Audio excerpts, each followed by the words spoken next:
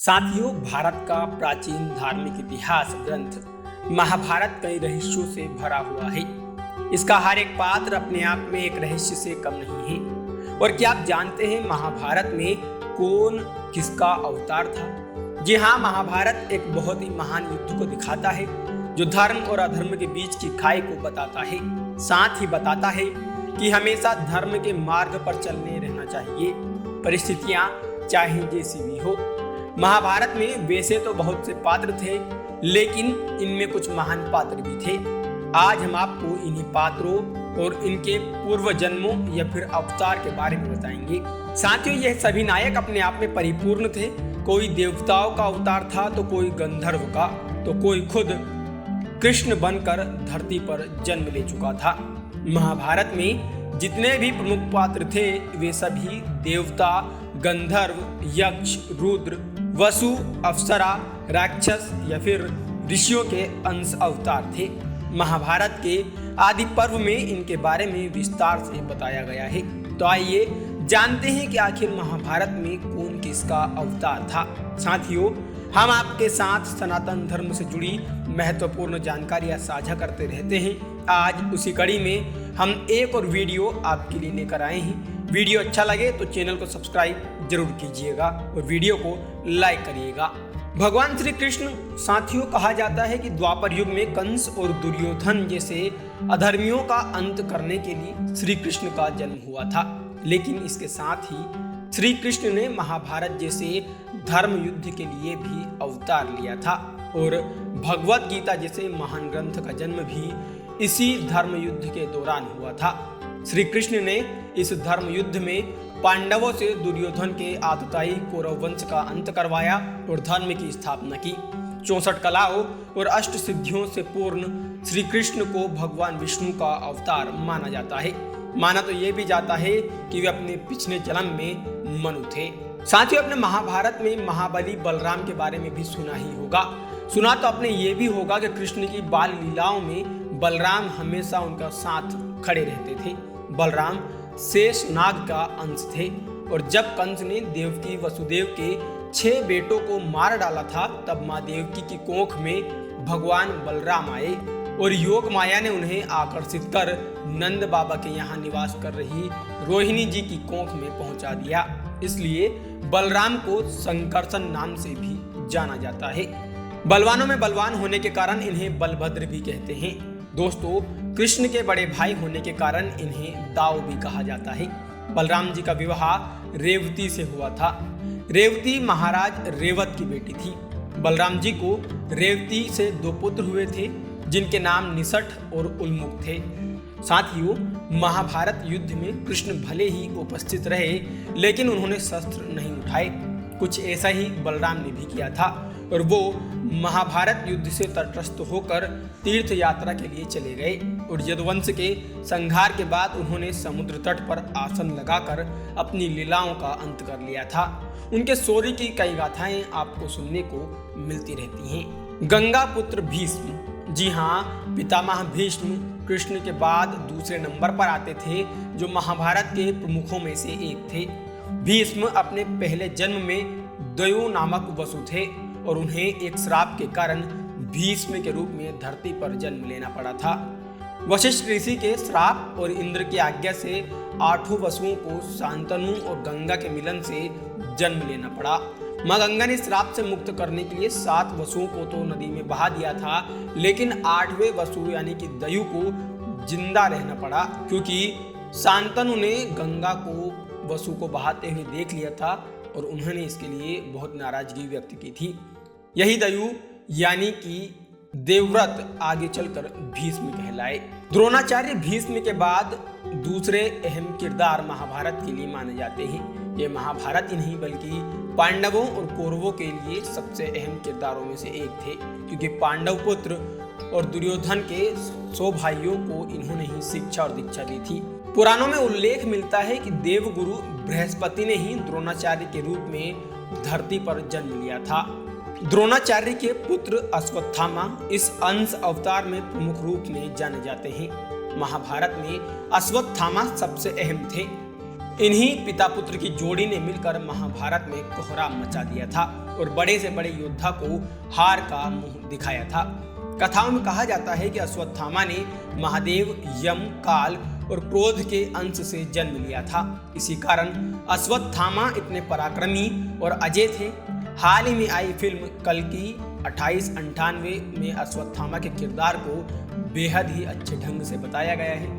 क्या आपने ये फिल्म देखी है? अगर देखी है तो हमें कमेंट बॉक्स में जरूर बताएं। इस कड़ी में अगला नाम आता है अंगराज कर्ण या फिर दानवीर कर्ण का। महाभारत का ये पात्र वास्तव में अपने आप में अद्भुत था। देवताओं के प्रमुख भगवान सूर्य के पुत्र होने के कारण कर्ण सूर्य के अंश अवतार थे। कर्ण के बारे में सभी जानते हैं कि वे सूर्य और माता कुंती से जन्म लिए थे, लेकिन उनका लालन पालन अधिरथ और राधा ने किया था। कर्ण के गुरु परशुराम और मित्र दुर्योधन था और वे अंग देश के राजा बने। जरासंध को हराने के बाद वो चंपानगर के राजा बने और इसलिए भी उन्हें शायद अंग प्रदेश का राजा कहा जाता है। वहीं कलयुग का अंश अवतार दुर्योधन को माना जाता है। महाभारत युद्ध के पीछे की वजह सबसे बड़ी अगर मानी जाती है तो वह दुर्योधन है। वह हस्तिनापुर के राजा धृतराष्ट्र का सबसे बड़ा बेटा था। दुर्योधन और उसके सो भाई पुलस्त्य वंश के राक्षस के अंश थे। दुर्योधन हस्तिनापुर के महाराज धृतराष्ट्र और गंधारी के 100 पुत्रों में सबसे बड़ा था। वेदव्यास के वरदान से ही गांधारी के 100 पुत्रों का जन्म हुआ था।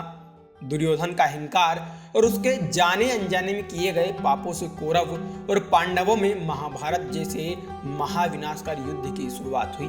कहते हैं कि दुर्योधन गदा युद्ध में महायुद्ध था और उसे हराना लगभग नामुमकिन था और वो बलराम का शिष्य था। बलराम ने ही दुर्योधन को गदा युद्ध के लिए प्रशिक्षित किया था।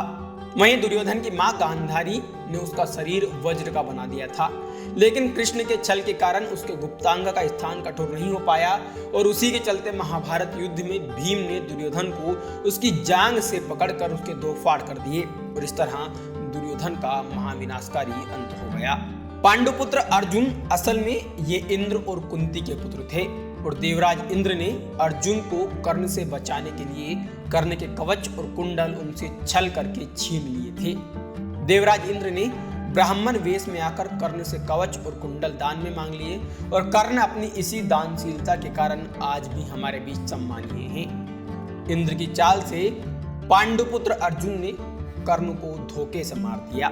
वहीं भीम को पवन पुत्र कहा जाता है क्योंकि भीम पवन पुत्र के बेटे के रूप में माने जाते हैं। हनुमान जी और भीम दोनों भाई थे, लेकिन हनुमान जी भीम से बड़े थे और वे भगवान शिव का अवतार कहे जाते हैं। कहते हैं कि भीम में 10,000 हाथियों का बल था। भीम ने दाऊ बलराम से गदा युद्ध सीखा था। भीम की पत्नी का नाम हिडिंबा था और उन दोनों के मिलन से उन्हें परमवीर घटोत्कच की प्राप्ति हुई थी। घटोत्कच ने ही इंद्र द्वारा कर्ण को दी गई अमोघ शक्ति को अपने ऊपर चलवाकर अर्जुन का जीवन बचाया था। धर्मराज युधिष्ठिर, इनका जन्म धर्मराज और कुंती के मिलन से हुआ था। युधिष्ठिर के धर्मपिता पांडु थे और वे 5 पांडवों में सबसे बड़े भाई थे। धर्मराज युधिष्ठिर अपने सत्यवादिता और धर्म के लिए जाने जाते थे और उनके पिता धर्मराज ने यक्ष बनकर सरोवर पर उनकी परीक्षा भी ली थी। द्रौपदी के अलावा उनकी देविका नाम की एक और पत्नी थी। युधिष्ठिर और द्रौपदी से प्रतिविंध्य और देविका से धोधे नामक उनको 2 पुत्र जन्मे थे और महाभारत युद्ध के बाद युधिष्ठिर सशरीर स्वर्ग चले गए थे। परम विद्युता नकुल और सहदेव 33 देवताओं में से 2 अश्विनी कुमारों के अंश थे।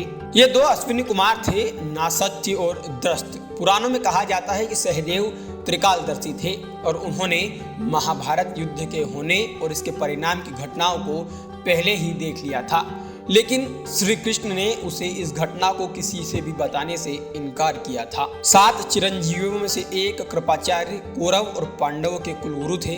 कृपाचार्य रुद्र के गण थे और उन्होंने कृपाचार्य के रूप में अवतार लिया था।